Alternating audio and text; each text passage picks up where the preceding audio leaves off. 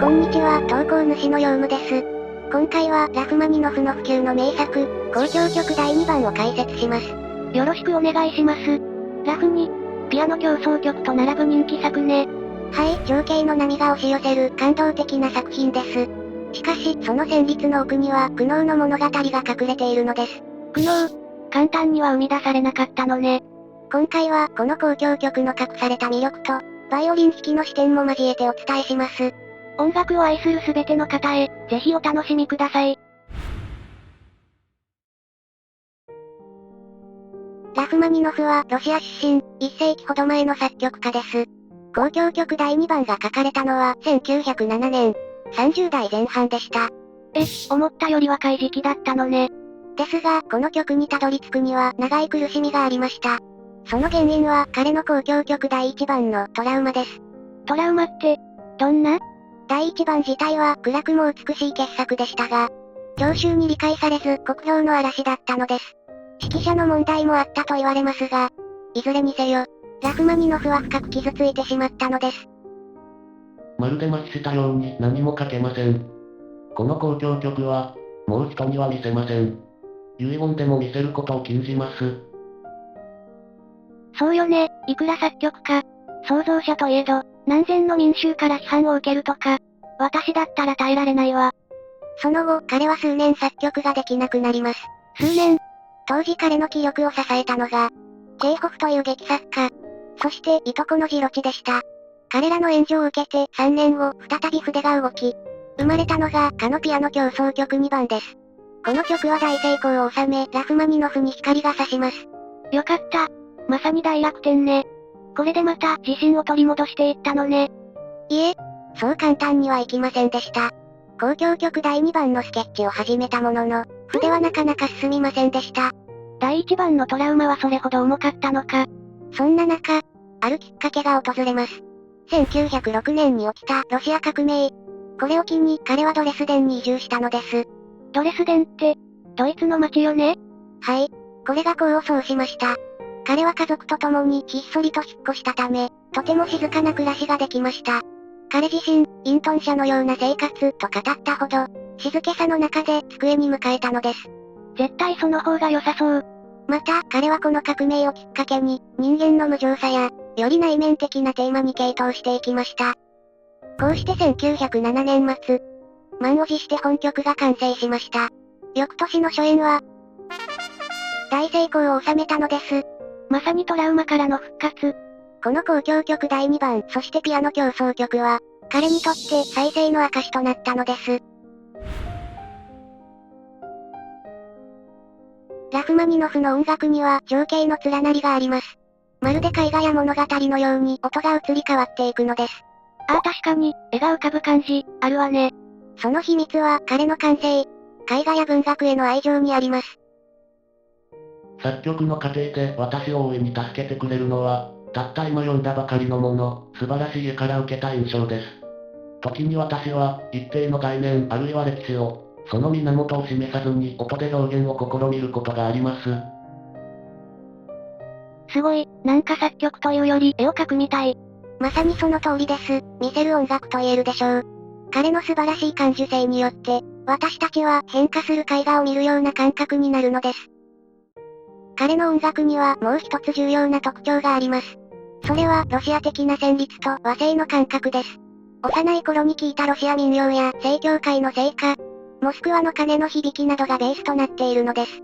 確かに西洋とは違う響きがあるかも。これらの旋律や楽器は直接引用されてはいませんが、音階の運び、和音やモチーフの断片で示されているのです。こうした背景をもとに交響曲第2番を聴いてみると、まるで彼の苦悩と再生が現れたかのようです。聴いてるだけで心が揺さぶられる感じね。そして、随所に現る文学的な叙情、教会旋律、フレーズ感、すべてが壮大な情景につながっているのです。曲のルーツはよくわかったわ。ではいよいよ中身に入っていきましょう。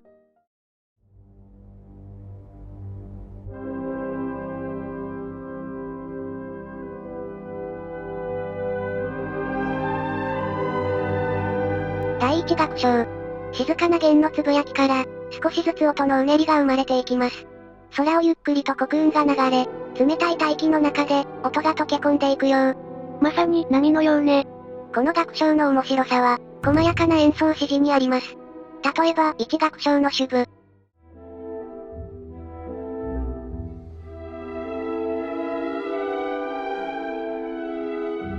テンポや強弱、表情記号まで、驚くほど細かく書かれているんです。こんなに？演奏難しそう。でもそれが、この音楽の魅力です。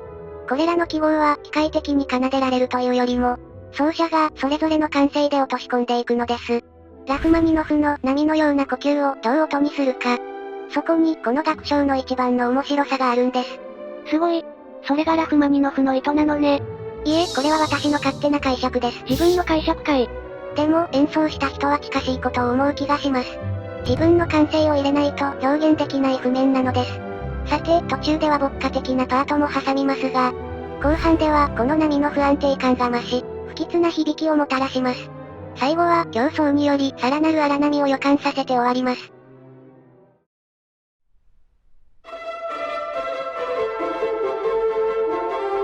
うわ、出だしからめっちゃ勢いある。第2楽章は速いテンポのスケルツォです。舞い上がるマルカートの風の中、ホルンが示すのはピエス入れの断片です。何それ、新手の挨拶？中世から歌われるグレゴリオ聖歌です。最後の審判の日を描写しており、音楽においては怒り、運命、死を表します。確かに怒りのような音楽かも。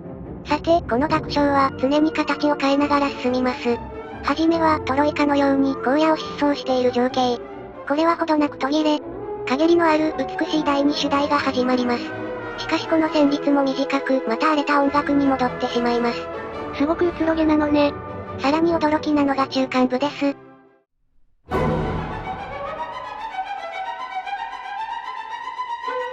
突然の嵐、吹雪と混乱の世界です。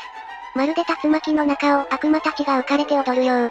そして、この中間部、実はセカンドバイオリンの独壇場です。最初のやつ、セカンドだけなの？なんでセカンドなんだろうってちょっと思うのですが、パートとしては最大の見せ場ですね。聞く機会があれば要注目ね。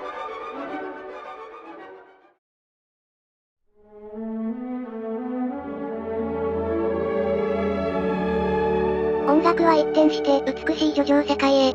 一面の大地が目覚めるように始まります。わあ、天に昇るような響き。彼の知人はこの楽章を川のようと評したそうです。ロシアの草原を気まぐれに流れる川のようと。うわあ、わかる気がする。続くクラリネットの旋律はとてもロマンチック。聴く人すべての心に染み渡るようです。裏では内声と低弦が伴奏をつけています。これが結構難しいんです。強すぎると邪魔になるし、弱すぎると流れがよどむ。絶妙なバランスが求められるのね。旋律はやがて弦に受け継がれ、クライマックスを迎えます。しかし、その後突然。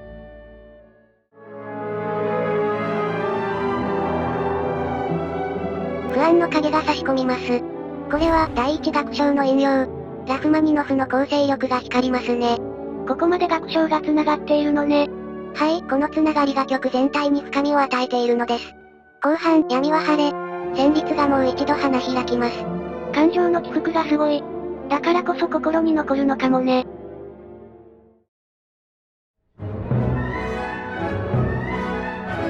4楽章は、つむじ風のような勢いで始まります。すごい、お祭りみたい。まさに、上昇音形の数々は祝祭のようです。中心部の感想は3楽章から溢れた参加のオマージュ。とても華やかで麗しい旋律です。コーダでは鐘のように重厚な和音が鳴り響きます。豪華なクライマックスがこの交響曲を締めくくります。すべての感情が消化され、生きるエネルギーのように響いていくのです。ラフマニノフ、最後にすごい花火打ち上げてきたわね。この交響曲はバイオリン弾きにとって垂涎の作品です。旋律がとにかく多く、どこを弾いても美しい。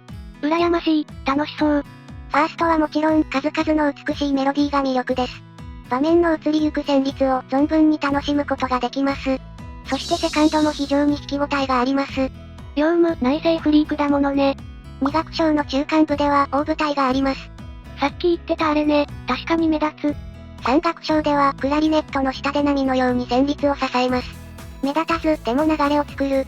絶妙な加減が求められます。内政が好きな人には最高に楽しい曲です。いいわねでもそれだけに難しいんでしょう？はい、まさに挑戦です。表情の変化がとにかく細かく、表現をつけたいけど流れも止めたくない、という課題に直面します。波を作る右手の柔らかさやバランス感覚が試されます。技術力はいりそうね。あと、縦合わせもすごく難しい。全体に波打つ曲な割に縦がシビアなんですよね。一番ヤバいのは2楽章の後半です。